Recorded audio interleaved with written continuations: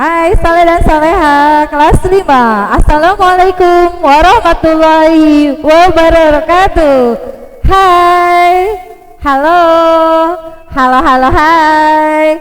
Senang bertemu kalian kembali dalam kelas sains dengan tema Object Around Us. Apa itu Object Around Us? Yaitu benda-benda yang ada di sekitar kita. Teman-teman bisa lihat Ustazah memegang buku, penggaris, ada juga remote. Itu adalah contoh dari benda-benda yang ada di sekitar kita. Apa yang akan kita bahas dari benda-benda tersebut? Yuk, check it out. Yap, properties of material atau sifat-sifat benda. Saleh dan Saleha setelah menonton video ini juga bisa menyimak materinya pada buku Science Star page 50 until 55. Yuk kita lanjut lagi. Ada apa sih? Nah, types of material. The object around us are made of different types of material. Benda-benda di sekitar kita terbuat dari berbagai macam jenis material. Contohnya, apa sih sebenarnya material itu? Material itu adalah bahan penyusun benda. Bisa dilihat, plastik, ya, keramik, metal, fabric, or glass. Ya, Ustazah akan contohkan di sini. Ini adalah metal atau besi. Biasanya kita gunakan sebagai apa? Besi bisa digunakan sebagai pagar, kusen pintu, atau jendela. Inilah yang disebut material atau bahan penyusun sebuah benda. Bendanya apa? Pagar. Materialnya terbuat dari besi. Oke, what's next? Kita temukan ada apa ya ini? Ini adalah plastik. Ya, biji plastik yang biasa kita gunakan bisa untuk membuat gelas, ya, gelas, penggaris. Kelihatan nggak ya penggarisnya? Ya, ini penggaris, ya, atau juga botol air mineral. Ini terbuat materialnya dari plastik. Oke, selanjutnya ada material apa lagi ya? Keramik. Ini adalah keramik yang biasa kita gunakan untuk piring, kemudian gelas, apalagi ya? Vas bunga, hiasan-hiasan terbuat dari tanah, khusus tanah liat, ya. Ini adalah keramik. Ada lagi? Ya, yang menggelinding ini apa? Ban. Apa terbuat dari apakah ban ini? Terbuat dari karet atau tire. Tire atau karet, bahan penyusunnya adalah adalah dari getah yang berasal dari pohon karet, kemudian diolah menjadi karet mentah dan bisa digunakan menjadi berbagai macam objek. Salah satunya adalah sebagai ban sepeda, ban mobil, ban motor, dan lain-lain. Oke, selanjutnya ada apa lagi ya? Gelas, ya, Glass ini termasuk salah satu penyusun material, penyusun benda, bahan penyusun benda bisa digunakan sebagai kaca untuk jendela, pintu, atau kaca mobil.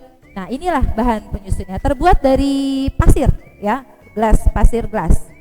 Oke, apa lagi? Apa ini? Ini wood. Wood banyak sekali digunakan. Kalau kita sering gunakan ini sebagai apa? Apa nih? Pensil. Pensil salah satunya adalah objek yang bahan bakunya adalah kayu atau wood, ya. And so many object that made from wood. Nanti teman-teman bisa tuliskan, ya. Apa saja benda-benda yang terbuat dari kayu selain pensil. Oke, selanjutnya. Ya, material atau bahan mentah are used to make an object. Jadi benda-benda tadi seperti karet, gelas, atau kayu adalah bahan mentah yang digunakan untuk menyusun sebuah benda, membentuk sebuah benda. Nah, bahan-bahan penyusun benda ini memiliki karakteristik atau sifat. Nah, sifat-sifat dari bahan tersebut kita juga sebut dengan properties. Apa saja properties yang dimiliki oleh sebuah benda material? Salah satunya adalah floating, yaitu dia bisa mengapung. Kalau mengapung itu berarti dia ada di air ya, di atas permukaan air, namanya floating. Kalau di tengah namanya dia melayang. Kalau ada di dasar cairan dia namanya tenggelam. Kemudian ada flexibility atau kelenturan dari sebuah material. Kita bisa membuat sebuah objek dengan melihat properties of material. Kira-kira cocoknya dibuat untuk apa? Atau kalau kita membuat benda, cocoknya dengan properties yang seperti apa? Kemudian ada solubility, kelarutan, dan ada hardness, keras ya, kekerasan atau kekuatan dari sebuah material. Ya, ini adalah floating, mengapung. Teman-teman bisa lihat, apa sih arti dari floating? Floating is an ability of materials to float in a liquid or gas. Kemampuan sebuah benda untuk bisa mengapung pada zat cair atau gas. Contohnya pada gambar ini kita bisa lihat ada plastic bottle floating on the water ya. Untuk apa? Biasanya kita ambil yang ringan. Kalau kita mau pakai tempat minum atau botol air minum, tentu kita mencari sifat materialnya yang ringan, praktis untuk dibawa-bawa kemanapun. Tapi salah satunya ini bisa juga mengapung karena ringan. Berarti ya kalau mengapung itu berarti dia sifatnya beratnya ringan. Kemudian lanjut, flexibility atau lentur. Flexibility adalah kemampuan or an ability of material to bend without breaking ya. Jadi kalau dibengkokkan dia nggak patah, nggak breaking, without breaking.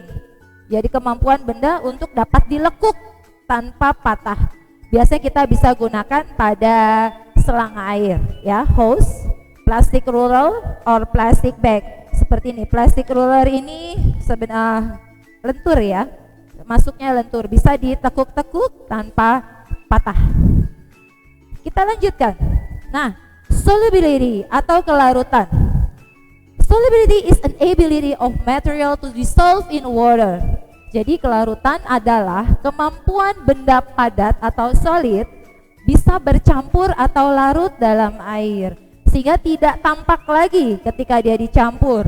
Ustazah punya contoh di sini adalah water and sugar. Biasanya kalau kita mau buat teh manis ya, kita masukkan gula ke dalam gelas, kita berikan air, kemudian kasih tehnya, kita aduk. Nah, apakah gula itu masih terlihat ketika sudah campur? Nah, ketika sudah tidak terlihat, sudah mix dengan sempurna, itulah yang disebut dengan solubility atau kelarutan. Ada lagi nggak kira-kira selain gula? Siapa yang tahu benda padat yang bisa larut? Ya, garam ya. Selain gula, kita juga bisa temukan garam yang termasuk benda padat yang bisa larut dalam air. Bagaimana? Masih mau lanjut soleh-soleha? Oke, kita lanjut lagi ya. Nah, hardness adalah kekuatan. Hardness refers to the ability of a material to withstand wear and scratches. Apa tuh? Ya, kekuatan adalah kemampuan benda untuk tahan terhadap gesekan dan aus. Aus itu permukaannya jadi halus karena gesekan. Nah, kalau kuat itu dia tidak aus atau susut karena gesekan. Benda yang terbuat dari material yang lebih kuat dapat menggesek atau menggores benda yang bahan penyusunnya atau materialnya lebih lunak. Contohnya saat menggoreskan besi pada kayu. Siapa yang lebih kuat? mana yang tergores? Besi akan menggores kayu karena properties atau karakteristik dari besi itu lebih kuat daripada kayu. Ya, some other properties of material. Ada selain yang tadi, ada juga sifat-sifat dari material yang perlu kita ketahui. Contohnya color atau warna. Lihat baju ustazah contohnya, ya. Ada yang ustazah pakai coklat, kemudian punya list warnanya krem. Ya, itu adalah salah satu properties dari material juga. Kemudian teksturnya, it's how a material feels. Bagaimana benda itu dapat dirasa dengan kita memegangnya atau menyentuhnya. Apakah dia halus, kasar, ya permukaannya, itu adalah tekstur. Ya, transparency, kemampuan benda untuk ditembus oleh cahaya dengan mudah. Apa contohnya? Kacamata, ya, atau ini pegaris ini juga. Ini adalah transparency. Jadi kita bisa lihat di bawahnya, tembus ya. Di benda yang di bawahnya itu ada apa? Heat conduction, penghantar panas atau kita sebut dengan konduktor. Kemampuan benda untuk mengalirkan atau menghantarkan panas dengan baik disebut dengan konduktor. Apa contohnya? Besi, ya, panci logam, sendok logam, itu adalah salah satu contoh dari benda konduktor. Magnetic, ya, siapa yang suka lihat pintu kulkas, ya? Material that are attracted by a magnet are magnetic material. Benda yang dapat ditarik oleh magnet maka disebut dengan benda magnetik. Benda-benda magnetik ini terbuat dari logam atau metal seperti paku, klip, kunci, mur. Soleh dan soleha bisa coba di rumah kumpulkan benda-benda seperti ini. Kemudian kalau punya mainan magnetik atau ini tapi nggak boleh buat mainan juga ya, pintu kulkas kita membuka dan menutup ya. Ketika kita tutup, setelah mendekat dia akan tertarik, ceklik. Nah, itu kenapa? Karena ada magnet di sekitar pintu kulkas ya. Sedangkan bagian body atau badan kulkasnya itu dari besi, maka dia akan attract, dia akan menarik dan tertutup. Nah, itu kalian bisa coba tempelkan klip di situ. Kalau dia menempel, berarti dia adalah benda magnetik. Apa benda yang tidak magnetik, yang tidak bisa ditarik oleh magnet? Kayu, kertas, plastik itu tidak bisa ditarik oleh magnet. Berarti dia disebut dengan benda-benda non-magnetik. Soleh dan soleha bisa coba di rumah, kumpulkan dan kelompokkan benda-benda tersebut dan dekatkan dengan magnet. Mana yang benda magnetik dan mana benda-benda non-magnetik. Ya, silakan dicoba. Oke. Kalian akan Ustazah berikan tugas setelahnya, setelah menyimak video dari Ustazah. Semoga kalian semakin paham apakah itu properties of material, apa itu sifat-sifat benda, dan apakah material itu. Jadi sebuah benda itu disusun oleh bahan penyusun yang disebut dengan material. Makanya kita bisa menemukan toko material yang menjual bahan-bahan mentah yang digunakan untuk membuat benda atau rumah biasanya ya. Baik teman-teman, semoga materi dari Ustazah bermanfaat dan kalian bisa melakukan tadi ya praktek yang dilakukan Ustazah, coba magnet, benda magnet dan non magnetik di rumah. Oke? Ustazah akhiri, semoga kita ketemu lagi dalam materi selanjutnya. Thank you. Wassalamualaikum warahmatullahi wabarakatuh.